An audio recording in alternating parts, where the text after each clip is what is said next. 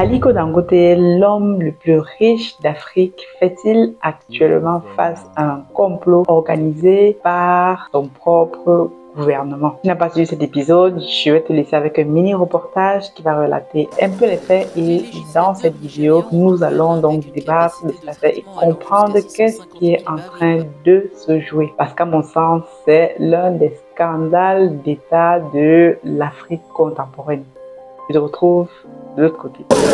Les législateurs nigérians ont ouvert lundi une enquête sur l'importation présumée de carburants contaminés dans le pays. Cette démarche vise à résoudre un conflit entre la raffinerie de pétrole d'Aliko Dangote, l'homme le plus riche d'Afrique, et le régulateur de l'industrie pétrolière. Avec une capacité de traitement allant jusqu'à 650 000 barils par jour, la raffinerie de Dangote, la plus grande d'Afrique, est essentielle pour réduire la dépendance du Nigeria aux importations de carburant. Le comité a appelé les parties prenantes du secteur pétrolier nigérian à désamorcer les tensions exacerbées par les accusations du régulateur contre Dangote. Je ne me serais jamais lancé dans ce projet si j'avais su dans quoi nous allions nous engager. Honnêtement, nous n'avions pas la moindre idée de ce dans quoi nous nous engagions, et c'est pourquoi dès le départ nous avions lancé 31 projets simultanément. Rien que cet exemple suffirait à donner des cheveux blancs et des maux de tête. Désormais, nous sommes au milieu de la mer. Si nous arrêtons de nager, nous coulerons. La seule option est de continuer à nager, peu importe l'état de fatigue. La commission dirigée par Ikenga Ugochinyere enquête aussi sur des licences qui auraient été délivrées sans contrôle par des laboratoires non conformes, contribuant à la contamination des produits. La mafia du pétrole est pire que la mafia de la drogue. Dans la drogue, vous savez qui vous combattez. Mais dans le pétrole, vous ne le savez pas. Ni à l'intérieur, ni à l'extérieur, même au sein de l'entreprise. Je peux vous dire que je suis sûr à 100% qu'ils ont peut-être même infiltré des gens. C'est ainsi qu'ils opèrent, mais vous savez, c'est regrettable et c'est une honte nationale pour nous qui essayons de résoudre le problème des files d'attente pour le carburant depuis 1972. Le conflit entre Dangote et les autorités nigérianes est survenu après les élections présidentielles remportées par Bola Tinubu, succédant à Muhammadu Buhari, un allié de Dangote.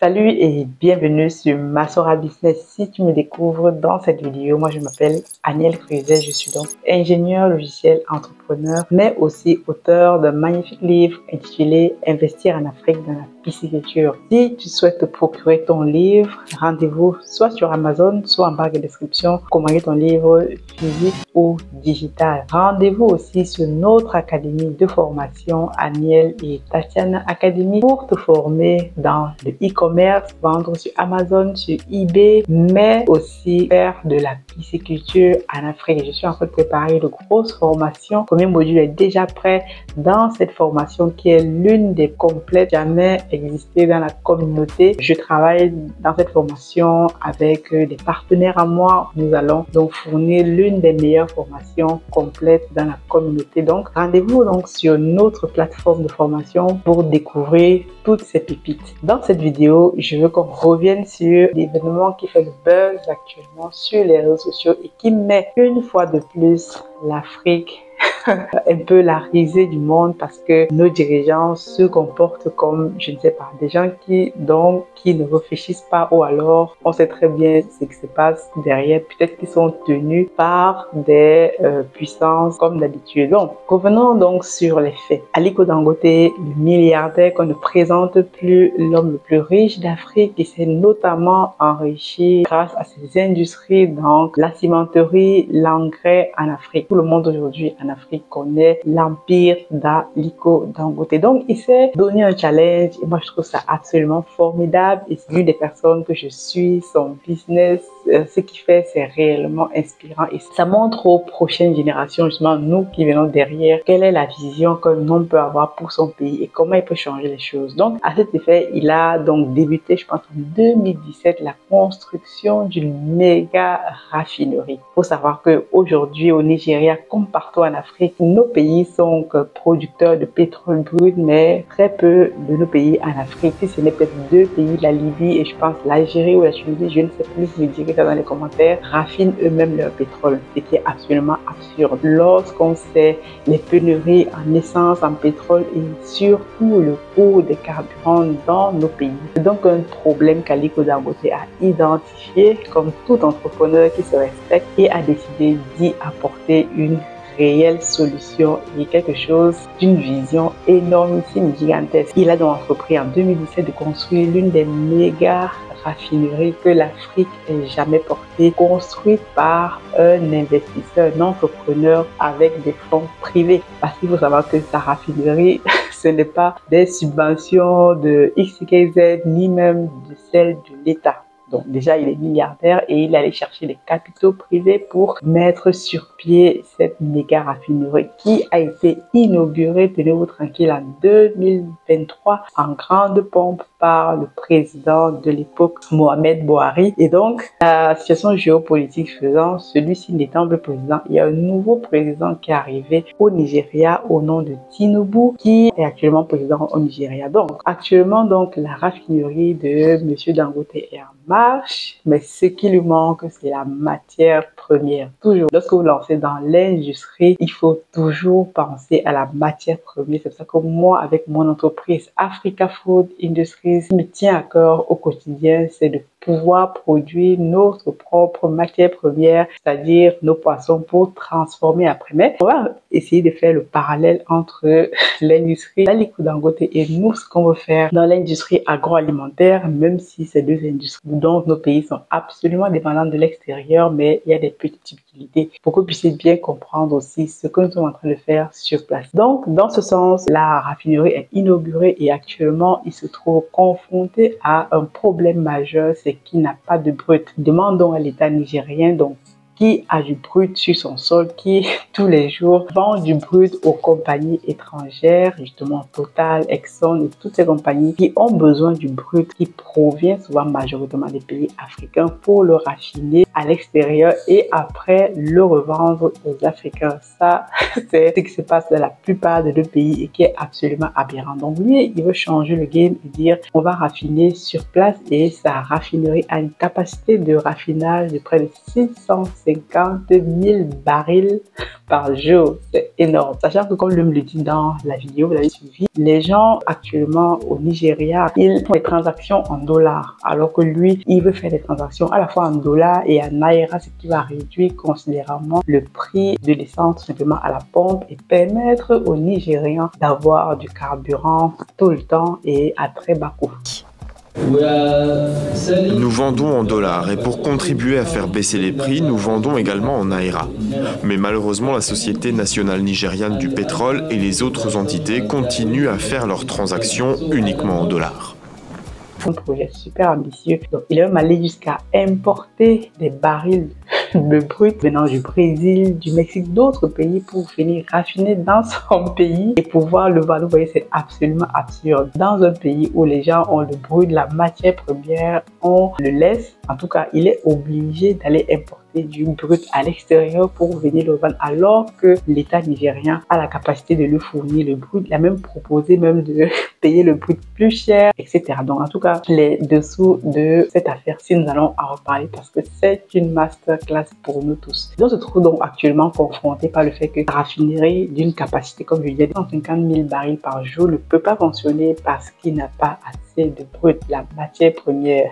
Ça, c'est le nerf de la guerre. Et lorsqu'on fait l'industrie, première chose, il faut toujours penser à la matière première. Donc, son gouvernement, j'ai l'impression qu'il joue contre lui. Il accuse d'avoir importé du pétrole, du brut de mauvaise qualité, d'avoir fait X, Y, Z. Vous savez, quand nos États veulent vous plomber, ils vont vous trouver toutes les excuses possibles. Donc, là, actuellement, le gars, il est dans l'impasse et en plus, sachant qu'il a un projet faramineux de près de 20 milliards de dollars. Vraiment faramineux, des fonds privés. Il est actuellement, comme je le dis, au milieu de l'océan. La parabole qu'il a pris, qu'est-ce qu'il fait? Est-ce qu'il continue à nager? Il est obligé de continuer à nager parce que s'il reste sur place, il va couler.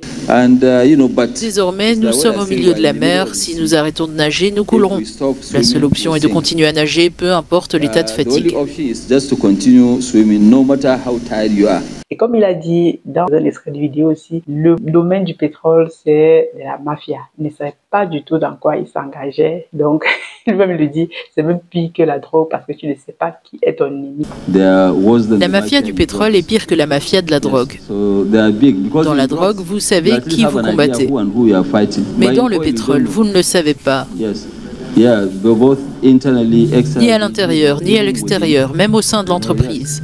Je peux vous dire que je suis sûr à 100% qu'ils ont peut-être même infiltré des gens. C'est ainsi qu'ils opèrent, mais vous savez, c'est regrettable et c'est une honte nationale pour nous qui essayons de résoudre le problème des files d'attente pour le carburant depuis 1972. Donc, voici donc les éléments. J'aimerais donc qu'on tire, nous, quelques leçons absolument fondamentales de ce qui est en train de se passer et il faudrait absolument que les Africains, les Nigériens se lèvent justement parce que je pense que lorsque le peuple se lève, peut toujours influencer la décision d'un État parce que c'est absolument absurde. Donc, marchez sur la tête. Vous ne pouvez pas aller importer de la prendre votre matière première, vous préférez la vendre à d'autres compagnies étrangères alors que sur votre sol, il y a un fils du pays qui a une usine absolument capable de raffiner du pétrole et de permettre donc de donner des milliers d'emplois aux Nigériens que d'aller donner à l'extérieur. Bon, comme on sait souvent, nos pays marchent sur la tête. Donc, voici donc 4 leçons que je retiens de cet épisode. Et je vais vous faire le parallèle avec nous, ce qu'on est en train de faire avec Africa Food Industry. Nous sommes dans le domaine de l'agroalimentaire. L'avantage, c'est que nous donnons directement à manger aux gens. Donc, les gens doivent manger. Encore le carburant, si vous restez pendant 2-3 jours sans conduire votre voiture, bon, vous pouvez toujours marcher à pied, prendre le vélo, etc. Mais c'est aussi un élément absolument crucial pour nos industries. Donc, première leçon à retenir ici, il faut s'intéresser à la géopolitique de nos pays lorsque vous voulez faire du business, vous voulez faire des investissements faramineux. Pourquoi? Aliko Dangote, c'est un investisseur, un milliardaire, un entrepreneur hors pair que j'admire même, absolument intéressant par rapport à ce qu'il a, tout ce qu'il a fait, ça montre à voir. Mais je me demande, en fait, peut-être qu'il n'avait pas vu cela venir. Il fallait justement qu'il contrôle la matière première. Et pour contrôler la matière première dans le domaine du pétrole, il faut aussi s'intéresser à la géopolitique de nos pays. D'après ce que j'ai vu, il était justement très ami avec l'ancien président nigérien qui justement a inauguré son usine. Et j'imagine qu'ils avaient justement fait des accords et savaient absolument que son usine devait fonctionner parce que l'ancien président a donné l'accord. Mais comme vous savez, dans nos pays, les présidents changent, ça vient. Et ils se retrouvent maintenant confrontés au fait que la politique du pays justement n'est pas en son sens. Donc, il faut réellement s'intéresser à l'environnement géopolitique de nos pays. C'est pour ça que les gens qui me disent souvent que non, Aniel, ne parle pas de tels sujets politiques parce que non, reste dans ton couloir. Je me dis réellement qu'ils n'ont pas compris ce que veut dire business dans un pays, surtout dans nos États. Il faut comprendre la géopolitique et il faut s'assurer que même si le président change demain, même si les membres du gouvernement changent demain, que vous ne soyez pas pieds et mains liés avec une personne qui vous a donné OK parce que les ministres changent, les présidents changent, mais votre entreprise est implantée dans un pays et doit continuer de faire du business. Et je pense que c'est l'un des points qui peut-être sur lequel Aliko Dangote a peut-être fauté. Je ne me permets pas de donner des leçons, mais je me remarque juste que s'il avait pris en compte justement comment est-ce qu'il allait se fournir en matière première, qui est mon deuxième point, comment est-ce qu'il faut se fournir en matière première lorsqu'on se lance dans l'industrie, il faut justement avoir une vision d'ensemble. Il aurait justement peut-être pris des décisions autres. Donc il faut s'intéresser à ça et il faut justement prendre son camp parce que dans nos pays, lorsque vous êtes copain avec un gouvernement, gouvernement, celui-ci peut changer du jour au lendemain, mais lorsque vous vous battez pour qu'il y ait un gouvernement qui prend réellement l'intérêt des populations, un gouvernement panafricain qui respecte l'intérêt des peuples, je pense que si à la tête du Nigeria, il y avait un gouvernement qui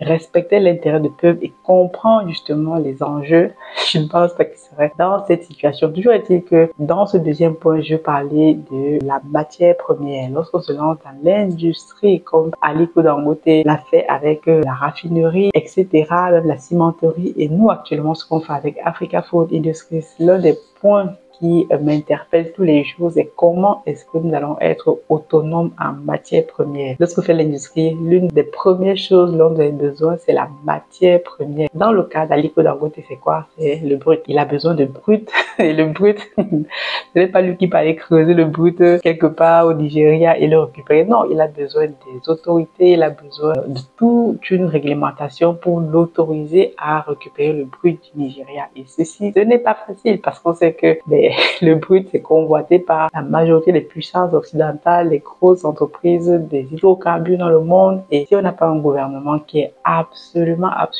panafricain et dont les personnes parlent d'abord l'intérêt de leur pays, ça va être compliqué. Nous, dans le poisson, l'avantage c'est que nous, on va produire du poisson. Les gens mangent du poisson, on n'a pas besoin de la réserve de l'autorisation du gouvernement pour produire du poisson. On produit notre propre poisson qu'on peut vendre aux gens de façon brute ou alors on peut décider de le transformer. Mais il faut que vous soyez déjà autonome vous-même dans votre propre production avant d'aller chercher des productions externes. Raison pour laquelle actuellement, comme tu as remarqué, on investit massivement actuellement à la modernisation et l'équipement de notre site piscicole. Troisième autre leçon que nous devons absolument retenir de tout ceci, c'est que malheureusement, nos États sont encore tenus par des puissances occidentales, par des lobbies du capitalisme, parce que tout simplement, si le président nigérien voulait, je pense qu'aujourd'hui, il doit sûrement rendre compte à d'autres personnes, parce qu'un président normal qui a l'intérêt de son peuple va tout simplement soutenir une industrie d'Aliko Dangote et lui donner la matière première dont il a besoin et dont son pays est le sixième producteur de brut au monde. Il a la capacité de produire du brut pour déjà sa propre utilisation. Mais je ne sais pas ce qui se passe derrière, je n'ai pas les dessous de l'affaire, mais lorsqu'on voit comment le président se comporte, je pense qu'il doit peut-être des choses à des personnes ou des entreprises, raison pour laquelle il est obligé d'aller vendre ce brut aux Occidentaux, à Total, à Shell, d'autres entreprises qui vont raffiner le pétrole chez eux et venir le revendre. C'est absolument magnifique ce qui se passe. Magnifique, c'est un mot justement d'humour. Donc, ça, c'est réellement quelque chose que nous devons prendre connaissance, que la majorité de nos dirigeants sont encore sous l'impérialisme, la colonisation et la dictature de certaines puissances. Lorsqu'on voit ce qui se passe, c'est absolument aberrant. Quatrième leçon qu'on doit maintenant, tous ensemble en tant qu'Africains, retenir, c'est que nous devons nous soutenir en tant qu'Africains. Que tu sois un entrepreneur grand, petit, etc., lorsque tu fais du business, comme je disais déjà, la première leçon, tu dois t'intéresser à l'environnement géopolitique, justement, avoir des causes qui répondent à l'intérêt général, mais on doit se soutenir. Moi, je pense que si les Nigériens se mettent ensemble, si les Africains se lèvent comme un seul homme, je pense qu'on peut changer la donne et que Aliko Dangote peut réellement faire tourner sa raffinerie avec le brut produit du Nigeria ou de d'autres pays africains qui peuvent lui fournir ce dont il a besoin, parce que c'est réellement une fierté d'avoir la première méga usine de raffinerie moderne sur le sol africain. Donc voilà ce qui me drive, voici vraiment quelque chose qui m'intéresse et j'aimerais justement que chaque Africain partout où il est regarde l'exemple d'Aliko Dangote,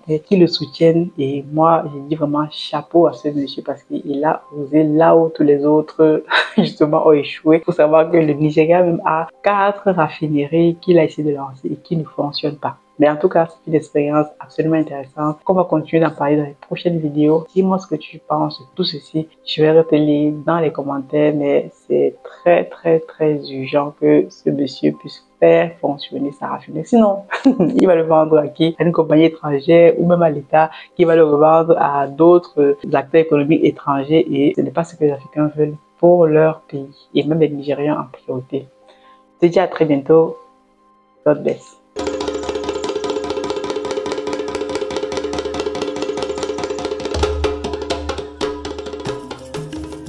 Bienvenue chez Africa Food Industry, votre partenaire de confiance pour une alimentation saine et de qualité. Situé au Cameroun, en périphérie de Yaoundé, notre site de production en pleine nature est dédié à l'élevage, à la production et à la transformation responsable des poissons les plus frais. Chez Africa Food Industry, nous élevons et transformons une variété de poissons, notamment le silure, la carpe et le tilapia, dans le respect de l'environnement et du bien-être animal. Nos processus d'élevage rigoureux garantissent que chaque poisson est traité avec le plus grand soin du moment de la capture à son arrivée sur votre table. Découvrez notre large gamme de produits finis, des filets de poissons frais aux délicieuses conserves de carpe de silure et de tilapia, prêts à satisfaire les palais les plus exigeants. Pour des produits de qualité supérieure, faites confiance à Africa Food Industry. Contactez-nous dès aujourd'hui pour en savoir plus. Africa Food Industry, nourrir le monde, une bouchée à la fois.